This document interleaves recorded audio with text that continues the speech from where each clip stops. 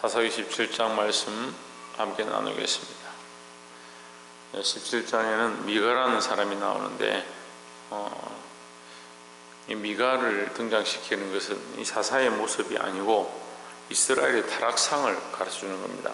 하나님 앞에 얼마나 그가 이스라엘 이 나라가 타락했는가 썩었는가, 이 미가의 행위와 그 모습을 통해서 이스라엘 자체의 전체적인 그 백성의 모습들이 이렇게 타락하고 썩어버렸다, 이걸 가르쳐주는 것입니다. 근데 이것은 단순히 사사시대의 이스라엘의 타락이 아니라 오늘날 이 시대에 우리 각자 자기의 오른 대로, 자기 속에 오른 대로 살아가는 이 시대의 성도들의 모습을 가르치고 있다는 것입니다. 우리는 각자 하나님 앞에 서 있어야 하며 말로만 하나님 섬기는 게 아니라 우리의 삶을 실제로 들여서 하나님을 기쁘시게 하는 그런 성도들이 되기를 주의 이름으로 축원합니다. 17장 1절에 에브라임 산지에 미가라 이름하는 사람이 있더니 2절에 그 어머니에게 이르되 어머니께서 은 1,100을 잃어버리셨으므로 저주하시고 내 귀에도 말씀하셨더니 보소서 그 은이 내게 있나이다. 내가 그것을 취하였나이다. 어미가 이르되 내 아들이 여호와께 복받기를 원하노라 하니라 했습니다. 무슨 말이냐면요, 이 미가라는 사람이 그 어머니의 돈에서 은 1,100을 훔쳐간 겁니다. 훔쳐갔다가 돌려주었는데 그걸 당당하게 돌려주고 그 어머니는 또 그 돌려주는 자식에게 넌 복을 받을 거다. 어떻게 이렇게 착한 일을 하느냐, 이렇게 말하는 겁니다. 이게 도덕적으로 굉장히 무너져 있는 거죠. 우리가 믿음으로 하나님 앞에 서 있는데 믿음이 무너지면 윤리적인 관점도 깨어지고 사람의 보기에도 도덕적인 것들이 무너지기 시작한다는 거죠. 그래서 우리가 늘 하나님 앞에 믿음으로 서 있되 하나님 원하시는 방향과 그 말씀대로 서 있어야 될 줄 믿습니다. 미가는 자기가 돈을 돌려주기 때문에 훔쳐온 것은 상관이 없고 굉장히 당당하고 그 돌려주는 자식을 보면서 너는 여호와께 복을 받을 것이다. 자기가 뭔데 무슨 관점으로 복을 받을 거다 하냐는 거죠. 근데 오늘날 한국 교회들이 이런 모습들을 많이 가집니다. 그냥 선한 일을 하고 교회에서 열심히 하면 너 복 받을 거다, 착각하고 있는 거죠. 보십시오. 미가에게 빠진 것이 뭐냐면 회개의 모습이 빠진 거죠. 자기 죄를 인정하고 내가 잘못했습니다. 내가 잘못해서 이것을 도적질을 했는데 이제 제가 돌려놓겠습니다. 그리고 다시는 이런 일을 하지 않겠습니다. 회개하고 돌이키고 반성하고 다시 하지 않는 이 회개의 열매의 모습들이 나타나지 않는다는 거죠. 그럼 왜 그러느냐? 그 윤리와 도덕적인 관점도 무너져 있고 하나님에 대한 관점도 무너져 있는 겁니다. 그러니까 이게 없으니까 그 어머니 뭐라고 하냐면 너는 하나님께 복 받을 거다, 이렇게 얘기하는 거예요. 죄를 지은 것은 생각을 하지 않고 잘못한 것에 대해서 돌이키고 이런 것은 보지 않고 내가 보기에 너가 돈을 가져왔으니까, 내가 돈이 잃어버렸다 생겼으니까 기쁘다, 넌 복을 받을 거다. 누구 생각이냐? 자기들 생각인 거죠. 자기들이 생각하기에, 자기가 보기에 기분이 좋으니까 너는 하나님께 복 받을 거다. 그러니까 하나님이 너무 우습게 보이는 거예요. 자기들이 보는 관점은 하나님 그냥 쉽고 그냥 부르면 되고 말하면 되고 그런 쉬운 관점이 되어버렸어요. 오늘 이 시대에도 똑같은 거예요. 자기들이 주인이 되니까 교회의 주인이 예수 그리스도가 아니고 사람이 주인 되어지고 사람이 우선이고, 심지어는 어떤 사람들은 안식일의 주인은 인자다 이렇게 하니까 사람이 우선이다 이렇게 말하는 사람들이 있습니다. 안식일은 사람의 쉬는 것을 위해서 하나님께 주신 것이지만 그 주인은 누구냐? 예수 그리스도입니다. 그리고 우리가 주인을 착각하고 있으면요, 이게 심각한 거예요.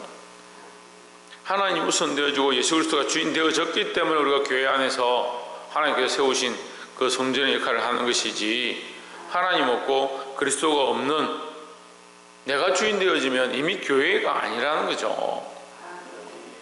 여러분, 이 첫 번째 되는 이 사실들을 잊지 않기를 소망합니다.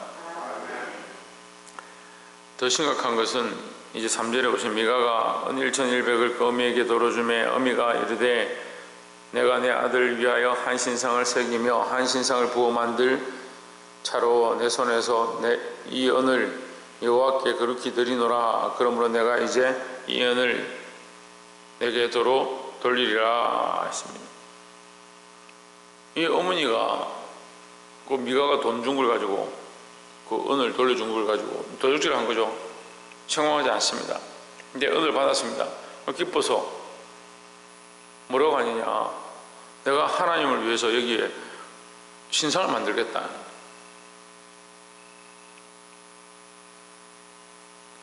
그러니까 이게 무너져 있으니까 뭐가 선한지 뭐가 옳은지를 모르는 거예요. 교회가 일하고 있다, 행사를 하고 있다, 사역을 하고 있다, 봉사를 하고 있다, 그래서 거룩하냐? 그렇지 않습니다. 여러분, 교회는 구제하는 것이 되고 이웃을 돌아보는 것이 되고 복음을 전하는 것이 되고 그렇게 하면 다 좋은 줄 착각하는데요, 아닙니다. 뭐가 무너져 있으면, 왜 하나님과의 관계가 무너져 있으면, 하나님과의 관계가 무너져 있는데 그게 무슨 교회입니까? 예수 그리스도가 머리가 되어 있지 않는데 봉사와 구제와 사역들을 많이 하고 있다. 그건 교회가 아니고 악한 일을 하고 있는 거예요. 근데 신상을 같이 세우고 신상을 부어서 만들면서 뭐라고 하냐면 여호와께 거룩히 드리노라. 아니, 우상을 만들어 가지고 여호와께 거룩히 드리노라. 자기들 마음대로 생각하는 거죠. 내가 신상을 만들어서 이걸 드리면 하나님께서 기뻐하실 것이고 이거 하나님 앞에 거룩한 게 아니냐. 도대체 이 말도 안 되는 이걸 갖다가 이렇게 행동하면서 이게 옳다라 착각하는 거예요.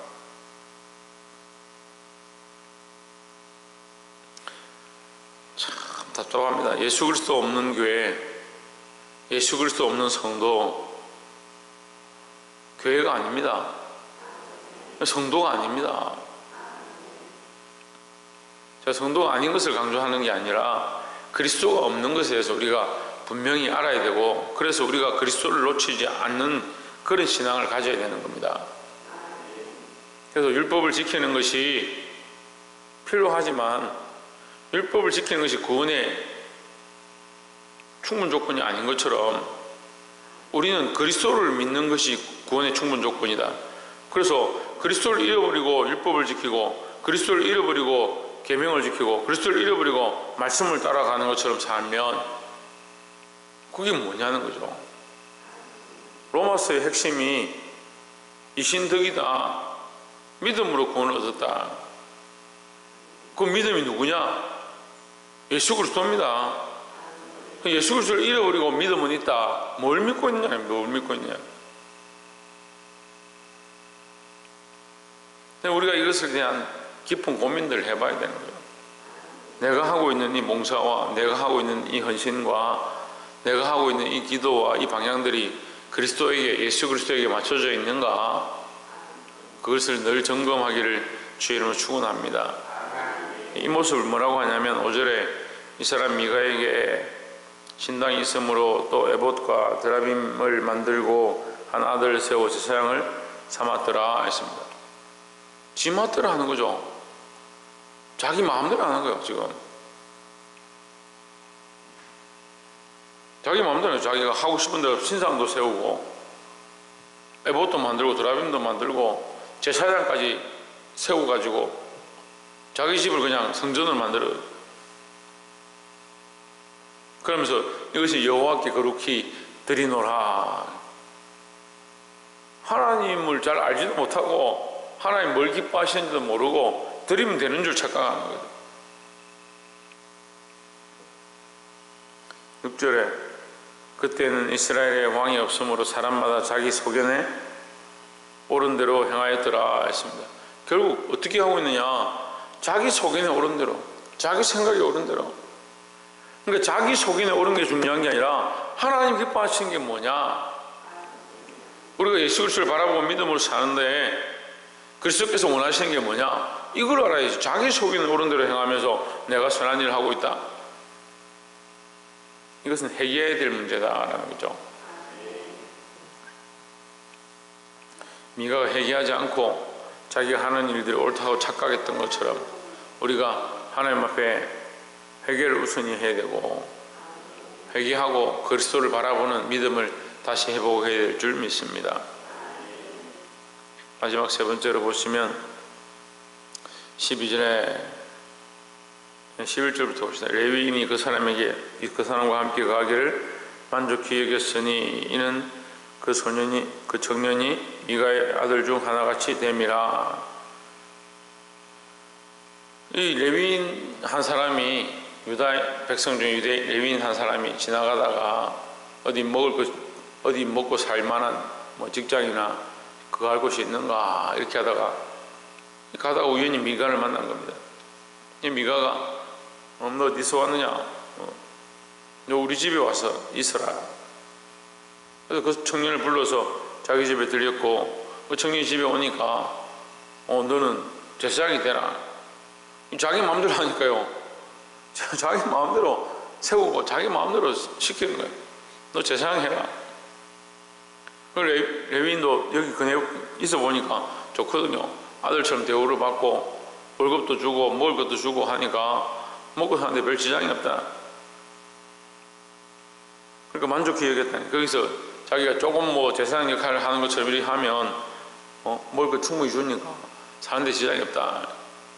이제 18장 넘어가면 굉장히 타락한 이스라엘의 이제 끝판을 보여주는데, 이제 그 모습을 지금 예시를 들어서 하는 거예요.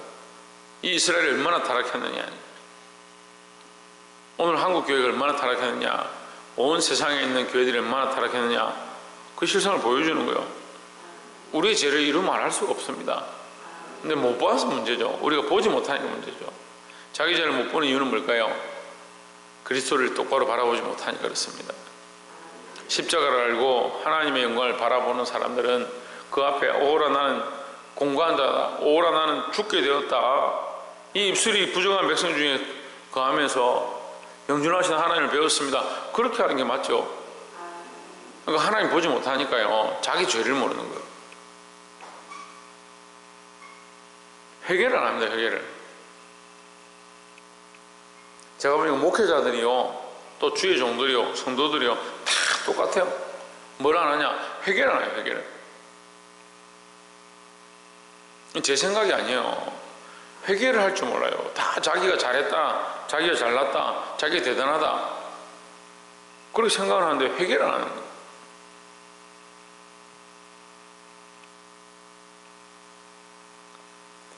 하나님 앞에 늘 엎드려서 하나님 바라볼수록, 믿음으로 서갈수록, 예수 그리스도를 알수록 우리가 성장하고 있다면, 살아있다면 날마다 회개하고 돌이켜야 될 줄 믿습니다. 12절에 미가가 레위인을 거룩히 구별하여 청년이 미가의 제사장이 되어 그 집에 거한지라. 지가 뭔데 회개도 하지 않고 자기 도덕적인 관점으로 그 사람을 거룩하다고 구별하느냐. 13절에 이에 미가가 이르되 레위인이 내 제사장이 되었으니 이제 여호와께서 내게 복 주실 줄을 아노라 했습니다. 자기 마음대로죠. 참 화가 나요. 지금 17장 읽으면서 화가 나요.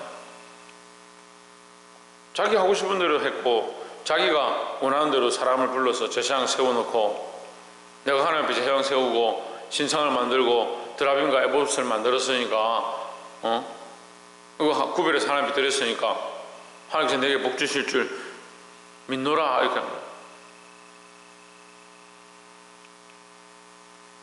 하나님이 자기를 위해서 존재하는 것처럼 보이고, 자기를 위해서 신상도 만들고 에봇도 만들고 드라빔도 만들고 제사장도 세우고 거룩히 구별하는 것도 자기 기준에 자기가 거룩히 구별했다, 그렇게 하면 거룩한 거고, 그러니까 하나님 복을 주셔야 되고. 여러분, 오늘 이 17장이 오늘날 우리의 모습이에요. 누가 주인이냐? 여러분 항상 이걸 고민해야 돼요. 누가 주인이냐? 내 삶의 주인은 누구냐? 내 삶의 걸음은 누가 선택하느냐? 내가 선택하죠, 물론. 하지만 하나님을 바라보고 하나님이 원하시는 대로 예수 그리스도의 십자가를 바라보고 그리스도께서 인도하시는 대로 성령의 조명하심을 따라 성령께서 우리에게 말씀하시는 대로, 그게 아니고 자기가 원하는 대로 정해놓고 나는 이게 거룩한 거지, 이렇게 하면 바른 거겠지, 하나님 복 주십시오, 착각하고 살아가는 거예요. 말씀을 맺겠습니다. 미가의 가장 큰 문제는 뭐다? 회개하지 않는 것이다. 오늘 우리가 하나님 앞에 회개하지 않으면 미가와 똑같은 자가 되는 겁니다. 날마다 회개해야 하고, 날마다 자기를 쳐서 복종해야 되고, 날마다 새롭게 되는 삶을 사시기를 주의 이름으로 축복합니다. 각자 자기 소견에 오른 대로, 자기 생각에 오른 대로 내가 이만큼 하면 되지, 천만의 말씀. 믿음으로 바라볼수록 그리스도를 알수록 회개할 수밖에 없고 더 자기를 쳐서 복종케 할 수밖에 없다는 사실을 늘 아시기를 주의 이름으로 축복합니다. 더더욱 나아가서 자기를 위한 기준이 아니라 자기를 위한 대로 자기가 세워놓고 돈과 명예와 출세와 부귀와 영화와 종기를 얻는 것, 그런 기준들을 세우지 말고 제발 교회에서 인정받고 축복받고 사람들이 박수 쳐주고 그런 것 좀 바라지 마세요.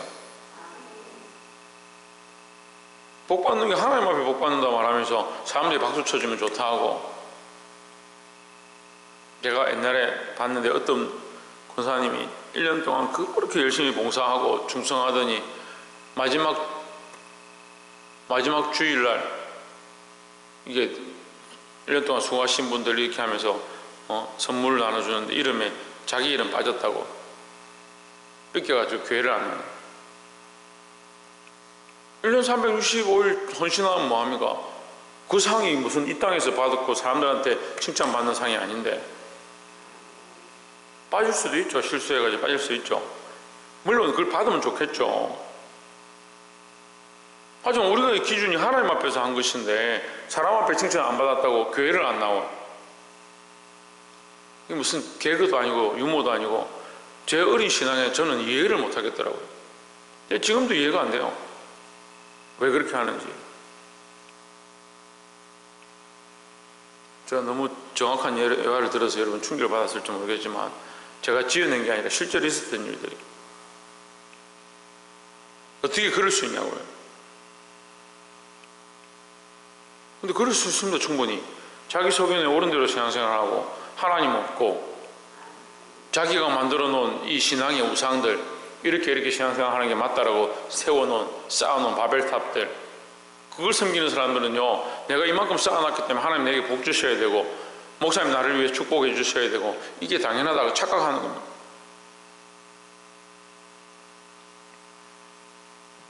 사랑하는 성도 여러분, 우리가 그리스도 앞에 서야 하고 결국 마지막 때에 하나님 앞에 서야 될 줄을 늘 기억하시기를 주의 이름으로 축복합니다. 이걸 잊어버리면요, 우린 껍데기뿐이에요. 도덕적인 관점으로 참 잘해가지고 사람들이 저 교회 잘한다 칭찬해주고 박수치는 거, 그거 바라지 마십시오. 우리가 도덕적으로 윤리적으로 아무리 잘해도요, 때로는 세상 사람들보다 부족할 수 있습니다. 더 중요한 게 뭐냐? 그리스도 앞에, 하나님 앞에 믿음으로 서는 겁니다. 세상에 인정받기보다 하나님 앞에 인정받는 삶을 살아서 이 시대 가운데 각자 자기 소견에 옳은 대로 살지 말고 하나님 원하시는 대로 살아서 하나님께 칭찬받는 저와 여러분 되시기를 주의 이름으로 축복합니다. 기도하겠습니다.